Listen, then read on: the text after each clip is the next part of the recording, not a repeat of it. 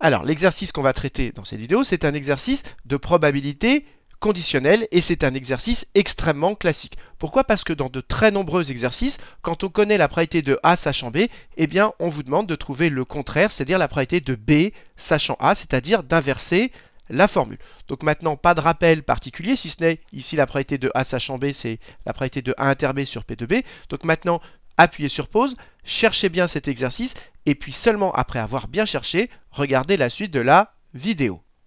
Alors, corrigeons cet exercice. Alors, la première chose à faire, c'est de traduire l'énoncé sous forme mathématique. Alors, on nous dit qu'il y a des étudiants qui font parfois un stage de préparation et on a constaté que lors de l'examen, quand il y avait un exercice sur le thème A, eh bien 30% des étudiants qui n'ont pas fait le stage, eh bien ne traitent pas l'exercice. Alors, comment on va traduire ça mathématiquement? Ça veut dire quoi là? 30% des étudiants n'ayant pas suivi le stage, c'est-à-dire que la probabilité de ne pas traiter l'exercice A, sachant qu'ils n'ont pas suivi le stage, eh bien cette probabilité vaut 0,3. C'est très important de bien savoir traduire ces phrases sous forme probabiliste. Deuxièmement, on nous dit que 5/6 des étudiants ayant suivi le stage, ça veut dire sachant qu'ils ont suivi le stage, ont traité l'exercice A. Donc ça veut dire que la probabilité de traiter l'exercice A sachant qu'on a suivi le stage, eh bien cette probabilité est de 5/6. Là encore, c'est important de bien comprendre comment traduire cet énoncé. Et enfin, on nous dit qu'en plus, on sait qu'il y a 20% des étudiants qui suivent le stage. Donc ça veut dire que la probabilité de faire le stage, eh bien, c'est de 20%, c'est-à-dire 0,2. Donc première chose qu'on va écrire sur notre copie, c'est la traduction mathématique de l'énoncé. Et donc je commence par écrire sur ma copie que j'appelle S, le fait d'avoir suivi le stage, et A, le fait d'avoir traité le thème A lors de l'examen. Et maintenant, je traduis donc l'énoncé sous forme mathématique. 30% des étudiants n'ayant pas suivi le stage, ça veut dire sachant qu'ils n'ont pas suivi le stage. La probabilité qui ne traite pas l'exercice, ça veut dire la probabilité de A bar qui ne traite pas l'exercice, sachant qu'ils n'ont pas suivi le stage, eh bien, est de 0,3. Par ailleurs, pareil, la probabilité que des étudiants ayant suivi le stage traitent l'exercice, c'est-à-dire la probabilité de traiter l'exercice A, sachant qu'ils ont suivi le stage, est de 5/6. Et enfin, la probabilité de suivre le stage, c'est de 0,2. Alors, une fois qu'on a fait ceci, eh bien, on va faire un arbre. Alors, il y a deux possibilités pour faire l'arbre. Soit vous dites, je vais d'abord traiter S et S bar, c'est-à-dire le fait de faire le stage, et ensuite le fait de traiter l'exercice A ou pas traiter l'exercice A. Voilà la première structure pour l'arbre possible, mais on pourrait faire l'inverse. On pourrait commencer par A, et A bar, et ensuite avoir S et S bar, et avoir S et S bar ici. Mais ici, quel est l'arbre qu'on va choisir entre celui-là et celui-là? Eh bien, c'est celui où on peut mettre le maximum de données dans l'arbre. Et regardez, déjà ici, on connaît la probabilité de S, donc ici, la probabilité de S, c'est 0,2, et donc ici, la probabilité de S bar, c'est 0,8.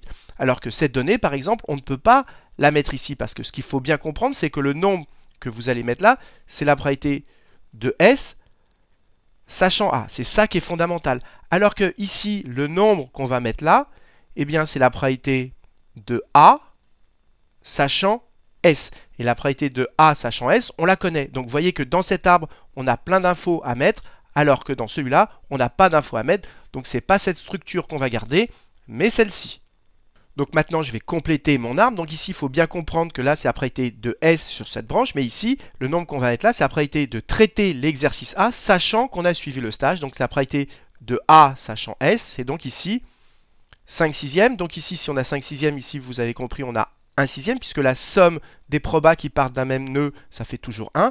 Et ensuite, ici, regardez, ici, on a la probabilité de A bar, sachant S bar. La probabilité de A bar, sachant S bar. Donc ici, on a 0,3. Et donc ici, on a 0,7. Alors maintenant, on lit la question qu'on nous pose. Il y a un étudiant qui s'exclame « Je n'ai pas traité le thème A ». Donc ça veut dire qu'on sait qu'il n'a pas traité le thème A. Et on nous demande quelle est la proba qu'il ait suivi le stage. Donc finalement, qu'est-ce qu'on nous demande? On demande la proba qu'il ait suivi le stage, sachant qu'on sait qu'il n'a pas traité le thème A. Donc on demande la proba de S, sachant A bar.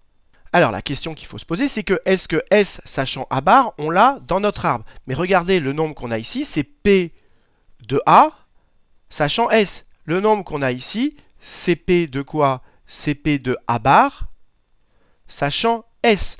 Et donc, vous voyez qu'ici, et ça, le nombre qu'on a ici, le 0,7, c'est la probabilité de quoi? C'est la probabilité de A, sachant S bar. Donc, à chaque fois, dans cet arbre, c'est des sachant S ou des sachant S bar. Or là, c'est exactement le contraire, c'est des sachant A bar. Donc, la proba qu'on nous demande de trouver, elle ne se situe pas, on ne peut pas la lire dans notre arbre. Donc, on nous demande de calculer la probabilité de S sachant A bar et on vient d'expliquer qu'on ne peut pas lire directement dans notre arbre. Donc, comment on va faire? Eh bien, déjà, on va appliquer la formule. La probabilité de S sachant A bar, c'est la probabilité de S inter A bar sur la probabilité de A bar. Alors, première chose à trouver, quelle est la probabilité de S inter A bar? Alors, vous devez savoir que quand on a un arbre et qu'on multiplie les probabilités qui sont sur une même branche, eh bien, on a la probabilité de l'intersection. Donc, si on veut la probabilité de l'intersection entre S et A bar, on cherche la branche où il y a S et A bar. Donc, là, voilà. Et donc, quand je multiplie les probabilités qui sont sur cette branche, celle-ci 0,2 qui correspond à la probabilité de S et celle-ci qui correspond à la probabilité de A bar sachant S, quand je multiplie ces deux probas, ça me donne la probabilité de l'intersection de cette branche, c'est-à-dire la probabilité de S inter A bar. Donc ça, je le sais déjà, ça va être donc la probabilité de S inter A bar. Je répète, je multiplie les probabilités qui sont sur la branche S inter A bar, et donc je fais 0,2 fois 1/6. Donc voilà comment on calcule cette proba. Alors, ce qui est un petit peu plus compliqué, c'est comment on fait pour trouver la probabilité de A bar. Eh bien, qu'est-ce qu'on fait? On prend toutes les branches qui amènent à A bar. Donc là, il y a une branche, et là, il y a une deuxième branche qui amène à A bar, et c'est la formule des probabilités totales. La probabilité de A bar, c'est la probabilité de cette branche, plus la probabilité de cette branche. La probabilité de cette branche, on vient d'expliquer, c'est 0,2 fois 1/6. La probabilité de cette branche, c'est 0,8 fois 0,3. On fait la somme des deux, et ça nous donne la proba de A bar. Et en appliquant ceci, en fait, on est en train d'appliquer la formule des probas totales.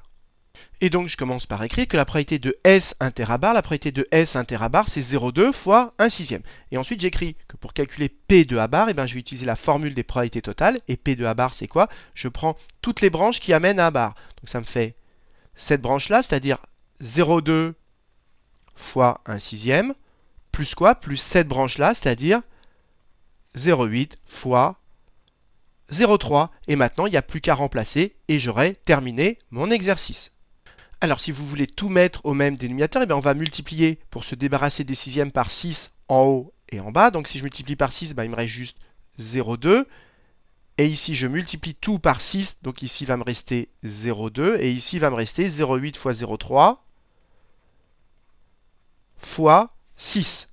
Alors, ensuite, il n'y a plus qu'à faire le calcul. Vous obtenez 0,2 sur 1,64. Vous multipliez tout par 100 pour vous débarrasser des virgules. Donc, ça fait 20 sur 164, et ensuite vous pouvez diviser en haut et en bas par 4 et vous obtenez 5 sur 41, ce qui fait environ, puisqu'on nous demande d'arrondir au millième près, eh bien ça fait environ 0,122, ce qui termine cet exercice. Alors, qu'est-ce qu'il faut retenir de cette vidéo? Eh bien, la première chose très importante, c'est de savoir traduire l'énoncé sous forme mathématique. C'est ce qu'on avait fait ici. Donc, première chose à faire et qui est très importante. Deuxièmement, vous devez savoir faire un arbre et bien comprendre que le nombre, par exemple, que vous mettez ici, c'est la probabilité de A, sachant S. Deuxième chose, vous devez évidemment connaître la formule des probabilités conditionnelles et de bien comprendre que ici, on vous demandait la probabilité de S sachant A bar et que cette probabilité, on ne pouvait pas la lire dans l'arbre. Donc, on a appliqué la formule. Ici, pour calculer P de S inter A bar, là, comme c'est la probabilité d'une intersection, il faut comprendre que c'est le produit des probabilités qui sont sur une même branche. Ça, c'est très important de le comprendre. Et enfin, pour calculer P de A bar, ça, c'est la formule des probabilités totales. Quelque chose également de très important. Vous prenez toutes les branches qui amènent à A bar, vous calculez leur probabilité et vous en faites la somme. Donc, c'est un exercice extrêmement intéressant pour réviser les probabilités conditionnelles. Et donc, j'espère qu'il vous a permis de mieux les comprendre. Et comme d'habitude, si vous avez apprécié cette vidéo, n'hésitez pas à la partager et à la liker.